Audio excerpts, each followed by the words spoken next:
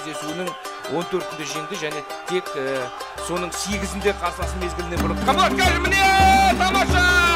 Жәнібек Әлімханұлы қарсыласын ұйықтатып тастады. Found the opening.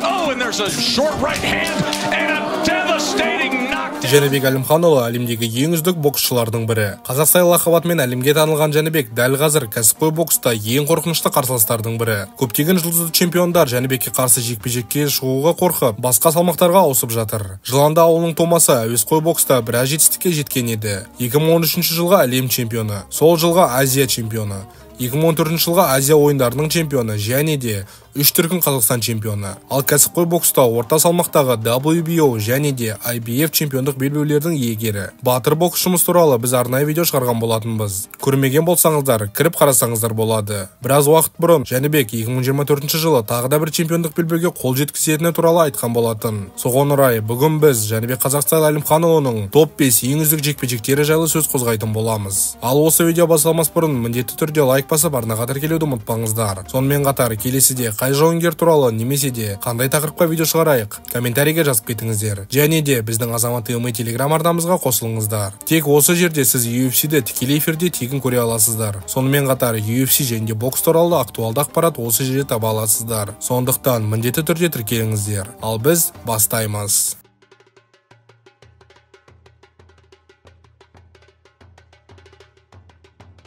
Қазақ елінде біраз белестерді бағындырғаннан соң Жәнібек Әлімханұлы Берік Сұлтанмен бірігіп Америкаға көшіп кәсіпқой бокстың жұлдызы болуды көздеді. Топ ранг промоутерлік компаниямен келісімшартқа отырып, кез келген боксшымен жекпе-жек өткізуге дайын болған. Америкадағы алғашқы қос жеңісі туристердің шешімімен алғасын, біраз бокс мамандары Жәнібекті сынға алып, чемпиондық амбициясы жоқ деген сөздер айтып бастады. Қаңқу сөздерге мән бермеген Жәнібек кәсіпқой боксшы ретінде ары қарай даму үшін қолдан келгеннің барлығын істеді. Сөйтіп 2019 жылдың басында Стивен Мартинезбен кездесті. 18-де 3 рекордына ие боксшы Жәнібекті менсінбей, қиналмай ұтамын деген еді. Алайда жекпе-жек басталысымен Жәнібек бұл боксшымен ойнап жүріп сабап, 5-ші раундта тізе бүктірді. Бадимен бірге Жәнібек осы қарсыласты ұзақ зерттегенін айтқан болатын. Тиісінше бүгін 8 раундқа жоспарланған қорғанысын бұзып отыр жай-жай. Міне тамаша екі жекпе-жек, о екі соққы және де чемпиондық атаққа қол созуға мүмкіндік жұмсайды сияқты. Міне тамаша соққы. Міне ішке тиген екен, бауырға тиген екен. Көк бауырдан әдемі. Және де Жәнібек былайшықта қанның иісін сезген сияқты деп айтамыз ғой. Иә. Ол иісті сезіп алға қарай жүре бастады. Тамаша міне тамаша әдемі соққы. Ой, шіркін-ай. Тағы да сол. Міне сол қолды. Қазақ стилін таныстырылатыр десе болады. Апперкот. Міне, тамаша. Иә. Ал, құрметті отандастар, кезекті жеңіс қазақтың баласының кезекті жеңісі құтты болсын.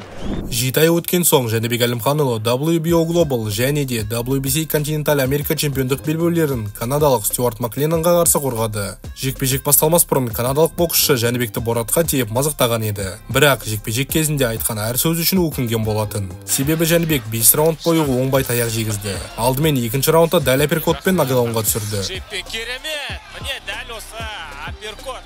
Алғашқы нокдаун қазір Маклилан есін жия алады. Кейін 5-ші раундта соққы сериясын дәл тигізіп қайтадан нокдаунға саналды. Жеңіске жету керек. Өте жақсы. Есеп ашу керек рефери. Канадалық боксшының миы шайқалғанын байқаған төреші тез арада Стюартты құшақтап Жәнібектің қаһарынан ұстап қалды. Тоқтатады ма рефери бұл жерде? Иә. Толықтай. Араласуға мәжбүр жекпе-жекке. Ал Жәнібек Әлімханұлы өзінің 3-ші техникалық нокаутпен жеңіске жетті. Как мы и предсказывали, как мы и говорили, Жәнібек Әлімханұлы останавливает. 2020 жылдың соңында Жәнібек Әлімханұлы Лас-Вегас қаласында MGM Grand Аренасында аргентиналық Гонсало Гастон Кориямен жекпе-жек өткізді. 16-да 2 рекордына ие боксшы бұған дейін біраз жақсы қарсыластарды ұтып, мексикандық жұлдыз Хайме Мунгиямен жұдырықтасқан болатын. Жекпе-жек басталысымен қазақстайлық жоғары темпті ұстап, 1-ші раундта қарсыласын тізе бүктірді.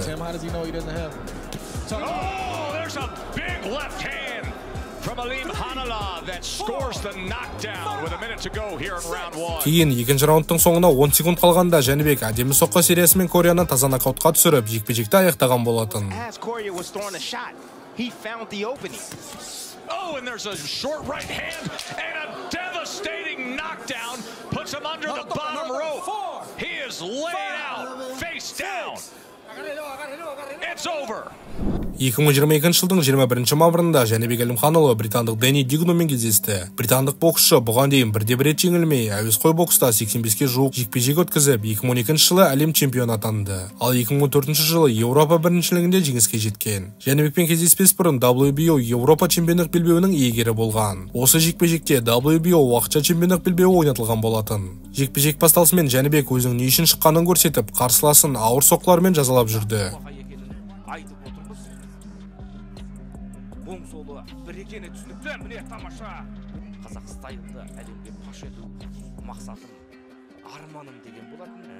Анық, сенімді түрде пікірлерін айтып жүрген Жәнібек тамаша. Міне қазір қарсыласты бір сол қол. Кейін екінші раундтың ортасында Дигномды жылдамдығынан адам қорқатын апперкотпен нокаутқа түсірді. Оған дейінгі өткізген 15 кездесуінің 14-інде жеңді және тек соның 8-інде қарсыласын мезгілінен бұрын. Қазір міне тамаша! Жәнібек Әлімханұлы қарсыласын ұйықтатып тастады. Осылайша. Жоқ, қазір мен қалай қайласам да Дигном оянбайтын секілді. Жәнібек Әлімханұлы, какой молодец. Осы жеңіспен Жәнібек Әлімханұлының жарқын жеңісі. Дәл осылай Жәнібек Әлімханұлы орта салмақтағы WBO уақытша чемпион атанды. Кейін Жәнібек WBO тұрақты чемпионы Димитриус Андрадені жұдырықтасуға шақырған болатын. Алайда құлайтынын білген боксшы бірден чемпиондық белбеуден бас тартып, Жәнібекке WBO тұрақты чемпион атағын берді. Бұдан соң әрі боксшы Жәнібекпен жұдырықтасуға бас тартты. Джермал Чарло, Дэвид Бенавидес, Хайме Мунгия және Канело Альварес Жәнібекпен бокстасқанша ақшаға толы мешоктарды ұрайын деп Қазақ стайлдың жекпе-жекке шақыртулардан бас тартты. Кейін тәжірибелі канадалық боксшы Стивен Батлер Жәнібектің шақыртуын қабылдап, 2023 жылдың 13 мамырында жұдырықтасқан болатын. 28 жастағы Батлер 33 рекордына ие болып, біраз мықты боксшыларды жеңген болатын. Алайда Риото Моратадан техникалық нокаутпен жеңіліп, 3 жыл бойы өнер көрсетпеді. Кейін Қатардан 4 рет жеңіске жетіп, жанып тұрған бабында Жәнібекке қарсы шықты. Жекпе-жек басталысымен Жәнібек рингтің ортасына алып, бірден прессинг жасап қарсыласын оқи бастады. У нас начинается бой, самый главный бой сегодняшнего ивента. Удить, кто понимает, что лучше на этой дистанции не задерживаться. Келесі раундта Жәнібек толығымен қосылып, ауыр соққылармен Батлерді қатардан 3 рет құлатып, кезекті жеңісіне жетті. Супер апперкот. Меніңше мәселе шешілген сияқты қазір. Есеп ашылды. Тут же добивает. Держится каким-то чудом. Қазір тоқтату керек бұл жекпе-жекті. Левый сбоку попадает, дает продолжение этому бою. Әрине бұл кәсіпқой бокс дегенмен әрең тұр ғой аяғында қазір Батлер. Еле стоит Батлер, да, и тамаша. Жекпе-жектен кейін Чарло мен Канелоны қорықпай шығуын талап етіп, әрқайсысын ұстап алатын айтқан болатын. Жеңіске жетті, көрейікші тағынан. Жесткие апперкоты и тут же левые боковые.